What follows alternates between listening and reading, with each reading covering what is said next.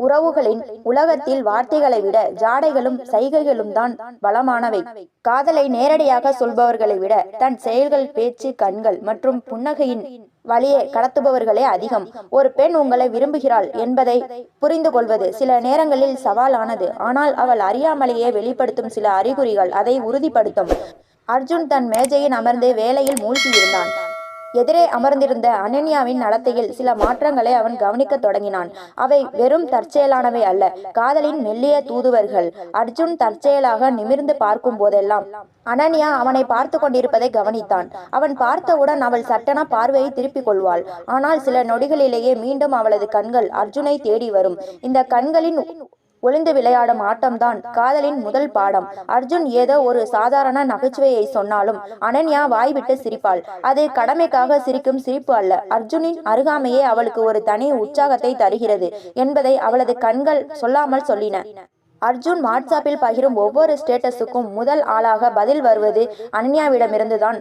சாப்பிட்டீங்களா என்ற மிக சாதாரணமான கேள்வியின் பின்னணியில் உன்னுடன் பேச காரணம் தேடுகிறேன் என்ற ஆழமான விருப்பம் ஒளிந்திருந்தது.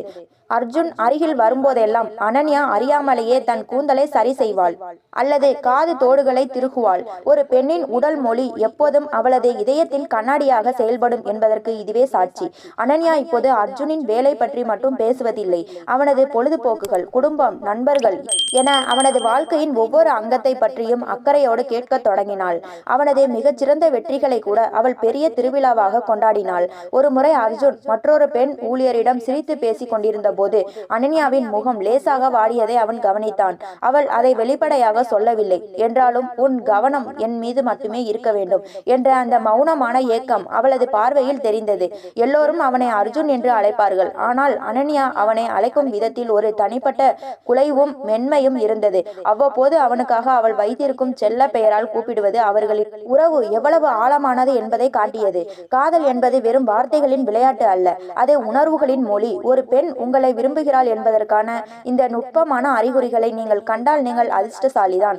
ஆனால் நினைவில் கொள்ளுங்கள், மரியாதையும் நேர்மையும் இல்லாத காதல் ஒருபோதும் நிலைக்காது. அவளது இதயத்தின் மென்மையாக புரிந்து கொண்டு அவளது உணர்வுகளுக்கு மதிப்பு கொடுங்கள். அப்போதுதான் அது ஒரு அழகான காவியமாக மாறும். அனன்யா காட்டிய அந்த சிறு சிறு அசைவுகளும் அர்ஜுனின் மனதிற்குள் ஒரு மெல்லிய நடுக்கத்தை ஏற்படுத்தி இருந்தது. அலுவலகத்தில் வெறும் சக ஊழியர்களாக இருந்தவர்களின் உலகம் இப்போது ஒரு கண்ணுக்கு தெரியாத நூலால் பிணைக்கப்பட்டிருந்தது.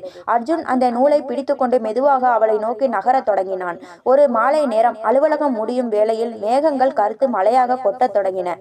அர்ஜுன் தன் வண்டியை எடுக்க தயங்கி நின்ற போது அனன்யா தன் குடையுடன் அவன் அருகில் வந்து நின்றாள். என்ன அர்ஜுன், மழையில நனைய போறீங்களா? இல்ல என் குடைக்குள்ள இடம் வேணுமா என்று அவள் கேலியாக கேட்டபோது அவளது அந்த புன்னகையில் அன்று ஒரு கூடுதல் பிரகாசம் இருந்தது. அர்ஜுன் மெல்ல அவளது குடைக்குள் நுழைந்தான். மிக நெருக்கமான அந்த தருணத்தில் அவளது கூந்தலில் இருந்து வந்த மெல்லிய வாசமும் மலை துளிகளின் ஓசையும் அவர்களின் மௌனத்தை பேச வைத்தன. உங்களுக்கு பிடித்த விஷயங்களை பற்றி ஏன் என்னிடம் அதிகமாக பேசுவதில்லை என்று அனன்யா மெல்லிய குரலில் கேட்டாள். அர்ஜுன் அவளை திரும்பி பார்த்தான். சொல்ல போனால் என்னை விட உங்களை பற்றி தெரிந்து கொள்ளத்தான் எனக்கு அதிக ஆவலாக இருக்கிறது அனன்யா என்றான். அந்த பதில் அவளை சிவக்க வைத்தது. அவள் பேசத் தொடங்கினாள். அவளுக்கு பிடித்த பழைய பாடல்கள், மழைக்கால மாலைகள் மற்றும் அவள் பார்த்த கனவுகள் என ஒவ்வொன்றையும் பகிரும் போது அர்ஜுன் அவளது கண்களில் தெரிந்த ஆர்வத்தை ரசித்தான். மறுநாள் அர்ஜுனுக்கு லேசான காய்ச்சல் காரணமாக அலுவலகம் வரவில்லை. அன்று அனன்யாவிடமிருந்து வந்த அழைப்புகள் மற்றும் குறுஞ்செய்திகளில் ஒரு தோழியை தாண்டிய உரிமை இருந்தது. மருந்து சாப்பிட்டீங்களா? நான் சூப் செஞ்சு எடுத்துட்டு வரட்டுமா? இந்த ஒரு வரி அர்ஜுனின் காய்ச்சலை விட அவனது தனிமையை குணப்படுத்தியது. அவள் காட்டிய அந்த அதீத அக்கறை அவள் வாழ்க்கையில் எவ்வளவு முக்கியமானவன் என்பதை அவனுக்கு உணர்த்தியது. மீண்டும் அலுவலகம் திரும்பிய அர்ஜுன் தற்செயலாக வேறொரு மேஜைக்கு மாற வேண்டிய சூழல் வந்தது. இதை கேட்டவுடன் அனன்யாவின் முகம் சட்டென மாறியது. ஏன் அங்க போறீங்க? இங்க இருந்தா என்ன என்று அவள் கேட்டபோது அவளது குரலில் இருந்த அந்த ஏக்கம் அர்ஜுனின் மனதை என்னவோ செய்தது. அவள் அர்ஜுனை ஒரு நொடி கூட பிரிய விரும்பவில்லை என்பது அப்பட்டமாக தெரிந்தது. அவள் காட்டிய அந்த அன்பான அதிகாரம் அர்ஜுனுக்கு மிகவும் பிடித்திருந்தது. அனன்யாவின் மெல்லிய அதிகாரமும் அர்ஜுன் இல்லாத போது அவள் காட்டிய தவிப்பும் அவர்களின் காதலை அடுத்த கட்டத்திற்கு தள்ளி இருந்தது.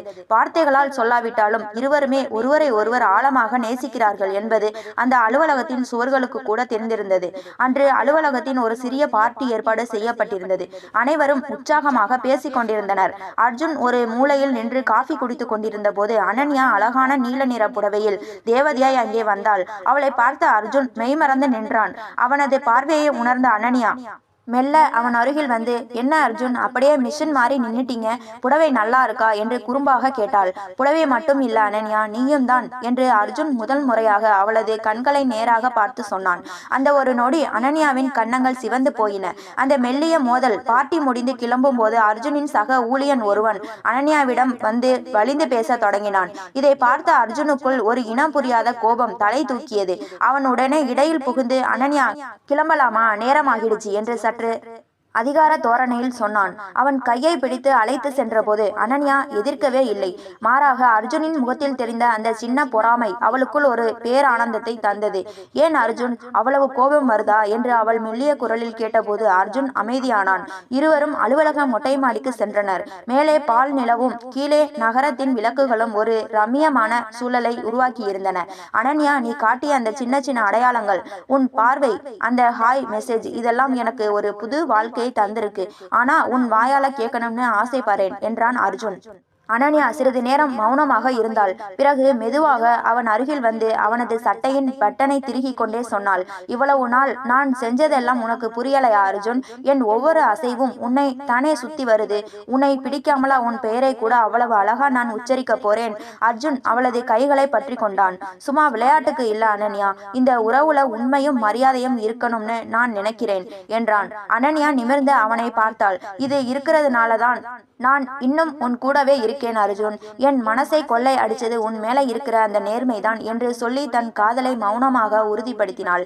மொட்டை மாடியில் நிலவின் சாட்சியாக தங்களின் காதலை மௌனமாக பரிமாறிக்கொண்ட பிறகு அர்ஜுன் மற்றும் அனன்யாவின் உலகம் முன்பை விட அழகாக மாறியிருந்தது.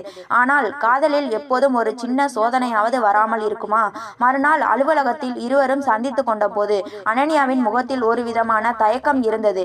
அர்ஜுன் அதை கவனித்து விட்டான். என்ன அனன்யா, நேற்று நைட் அவ்வளோ சந்தோஷமா இருந்த, இப்போ ஏன் முகம் வாடி போயிருக்கு என்று மெல்ல கேட்டான். அனன்யா தயங்கி தயங்கி தன் போனை நீட்டினாள். அதில் அவளது அப்பாவிடமிருந்து வந்த மெசேஜ் இருந்தது. அனன்யா, வர ஞாயிற்றுக்கிழமை உன்னை பார்க்க ஒரு வரன் வராங்க, தயாரா இரு. இதை பார்த்ததும் அர்ஜுனின் இதயம் ஒரு நிமிடம் நின்றது போலிருந்தது. ஆனால் அவன் பயப்படவில்லை. அனன்யா, நான் நேத்தே சொன்னதுதான், நம்ம காதல்ல நேர்மை இருக்கணும். நீ உன் வீட்டுல சொல்லுவியா, இல்ல நான் வந்து பேசட்டுமா என்றான் உறுதியான குரலில். அர்ஜுனின் இந்த துணிச்சல் அனன்யாவிற்கு ஒரு பெரிய நம்பிக்கையை தந்தது. இல்ல அர்ஜுன், நானே முதல்ல பேசிடுறேன். ஆனா எனக்கு ஒரு சின்ன பயம் என்று இழுத்தாள். அன்று மாலை வேலை முடிந்து இருவரும் ஒரு பூங்காவில் அமர்ந்து பேசி கொண்டிருந்தனர். அர்ஜுன், என் அப்பா ரொம்ப கண்டிப்பானவர், ஆனா அன்பானவர். அவருக்கு உன் வேலை, உன் குணம் எல்லாமே பிடிக்கும்னு எனக்கு தெரியும். ஆனா நாமளா சொல்றப்போ அவர் எப்படி எடுத்துப்பார்னு தான் தெரியல என்றாள் அனன்யா. அர்ஜுன் அவளது கையை பற்றி கொண்டு, அனன்யா பயப்படாதே, நாம தப்பு எதுவும் பண்ணல, ஒருத்தரை ஒருத்தர் நேசிக்கிறோம், மதிக்கிறோம். உன் அப்பா கிட்ட நான் நேரடியா வந்து நின்று உங்க பொண்ணை நான் நல்லா பார்த்துப்பேன்னு சொல்ற அந்த ஒரு நிமிஷத்துக்காகத்தான் நான் காத்துட்டு இருக்கேன் என்றான். அர்ஜுனின் வார்த்தைகள் அனன்யாவின் கண்களில் கண்ணீரை வரவழைத்தன. உன்னை மாதிரியே ஒருத்தரை தான் நான் தேடிட்டு இருந்தேன் அர்ஜுன். என் மனசுல இருக்கிறதை இன்னைக்கே எங்க வீட்டுல சொல்லிடுறேன் என்று உறுதியாக சொன்னாள். அவர்கள் அங்கிருந்து கிளம்பும் போது இருவருக்குள்ளும் ஒரு புதிய தெளிவு பிறந்தது. காதல் என்பது வெறும் ரகசிய பார்வை அல்ல, அது துணிச்சலாக உலகிற்கு சொல்ல வேண்டிய ஒரு அழகான பந்தம் என்பதை அவர்கள் உணர்ந்தனர். அனன்யாவின் வீட்டில் திருமண பேச்சு தொடங்கிய செய்தி அர்ஜுன் மற்றும் அனன்யா இருவருக்குமே ஒரு அக்னி பரீட்சையாக மாறி இருந்தது. ஒளிந்து விளையாடிய காதல் இப்போது ஊர் அறிய சொல்ல வேண்டிய கட்டாயத்தில் நின்றது. அன்று இரவு அனன்யா தன் அப்பாவிடம் பேச முடிவெடுத்தாள். அவள் தந்தை சிவகுமார் கண்டிப்பானவர் என்றாலும் தன் மகளின் மீது அளவற்ற பாசம் கொண்டவர். அனன்யா மெல்ல அவர் அருகில் சென்று அமர்ந்தாள். அப்பா, வர ஞாயிற்றுக்கிழமை அந்த வரன் பார்க்க வரது இருக்கட்டும், நான் உங்ககிட்ட ஒரு விஷயம் சொல்லணும் என்று ஆரம்பித்து அர்ஜுனை பற்றியும் அவன் குணத்தை பற்றியும் தட்டு தடுமாறி சொன்னாள். அவள் சொல்லி முடித்ததும் வீட்டில் நிலவிய அந்த நிசப்தம் அவளை கொன்றது. சிவகுமார் எதையும் பேசாமல் எழுந்து தன் அறைக்கு சென்று கதவை சாத்தி கொண்டார். அந்த மௌனம் அனன்யாவை நிலை குலைய செய்தது. மறுநாள் காலை அனன்யா அலுவலகம் செல்ல தயாராகி கொண்டிருந்த போது வாசலில் ஒரு பைக் வந்து நின்றது. அங்கே அர்ஜுன் நின்றிருந்தான். அனன்யா அதிர்ச்சியில் உறைந்து போனாள். அர்ஜுன், இங்க எதுக்கு வந்த? போயிடு என்று அவள் பதற்றத்துடன் சொன்னாள். இல்ல அனன்யா, நீ சொன்னதுக்கு அப்புறம் உன் அப்பா மௌனமா இருக்கார்னா அதுக்கு அர்த்தம் அவருக்கு என் மேல நம்பிக்கை வரலன்னு தான். அந்த நம்பிக்கை தர வேண்டியது என் கடமை என்று சொல்லிவிட்டு நேராக சிவகுமாரின் முன்னே போய் நின்றான். சிவகுமார் அர்ஜுனை உற்று பார்த்தார்.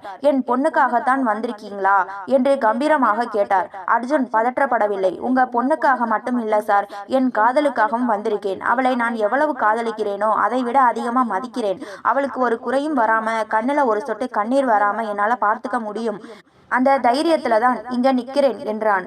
அர்ஜுனின் அந்த பேச்சில் இருந்த உண்மையும் அவன் கண்களில் தெரிந்த நேர்மையும் சிவகுமாரை சிந்திக்க வைத்தன.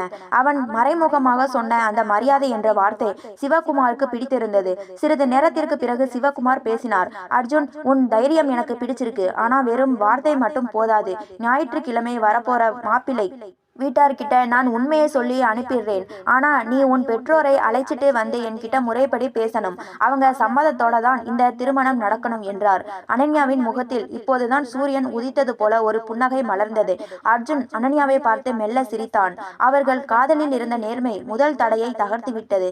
அனன்யாவின் தந்தை சிவகுமார் விதித்த நிபந்தனை அர்ஜுனுக்கு ஒரு பெரிய சவாலாக தெரிந்தாலும் அவன் தன் பெற்றோரின் மீது நம்பிக்கை வைத்திருந்தான். உண்மைக்கு எப்போதும் துணை நிற்கும் காலம் அர்ஜுனின் காதலுக்கும் துணை நின்றது. அர்ஜுன் தன் பெற்றோரிடம் அனன்யாவை பற்றி அனைத்தையும் விளக்கினான். அப்பா, அவள் வெறும் என் சக ஊழியர் மட்டும் அல்ல, என் வாழ்க்கையின் சரிபாதி. அவளுடைய குணமும் என்னை புரிந்து வைத்திருக்கும் விதமும் எனக்கு ரொம்ப பிடிச்சிருக்கு என்று உணர்ச்சி வசப்பட்டு சொன்னாள்.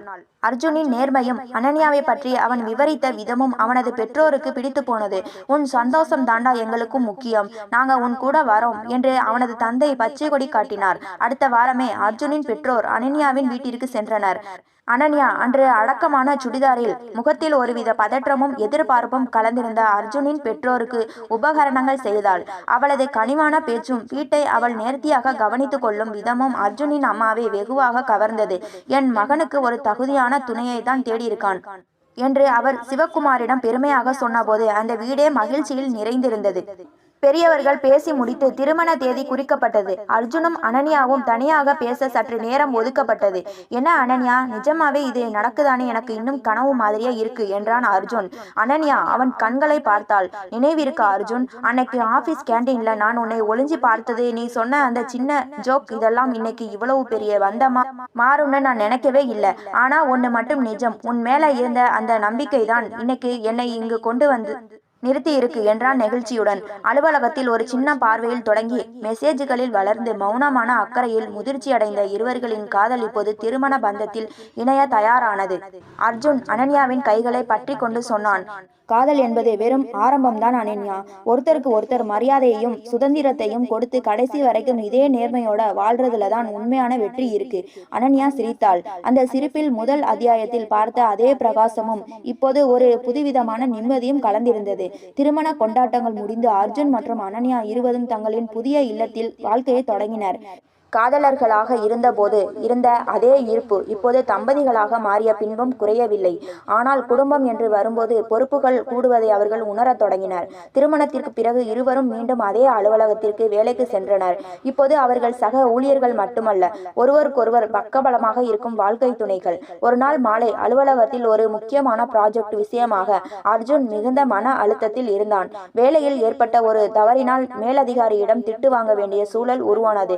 அர்ஜுன் யாரிடமும் பேசாமல் தன் இருக்கையில் அமர்ந்தான். அனன்யா அவன் அருகில் வரவில்லை, எதையும் கேட்கவில்லை. ஆனால் அவனது மேஜை மீது அவன் தேடும் அந்த ஒரு குறிப்பிட்ட ஃபைலையும் அவனுக்கு பிடித்த சூடான காஃபியையும் வைத்துவிட்டு சென்றாள்.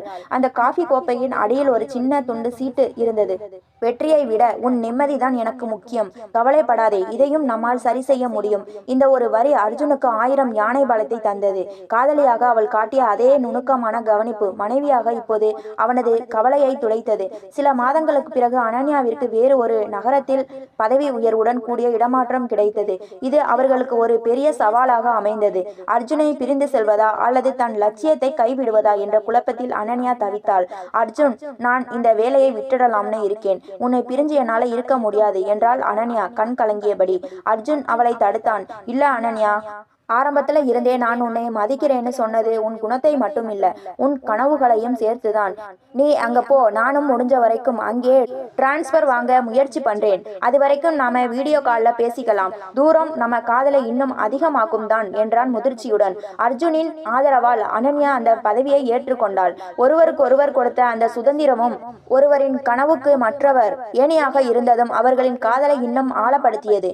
வார இறுதி நாட்களில் அவர்கள் சந்தித்துக் கொள்ளும் போது முதல் அத்தியாயத்தில் பார்த்த அதே கண்கள், பேசும் ஜாடைகளும் கைகளை பற்றிக்கொள்ளும் மென்மையும் மாறாமல் இருந்தன. காதல் என்பது வெறும் கவர்ச்சியால் வருவது அல்ல, ஒருவரின் வளர்ச்சியை மற்றவர் கொண்டாடுவதிலும் இக்கட்டான சூழலில் ஒருவருக்கொருவர் கொடுக்கும் நம்பிக்கையிலும் தான் அது முழுமை பெறுகிறது. இது போன்ற கதைகளை தொடர்ச்சியாக கேட்க லைக் பண்ணுங்க, ஷேர் பண்ணுங்க, கமெண்ட் பண்ணுங்க, மறந்து விடாமல் சப்ஸ்கிரைப் பண்ணுங்க.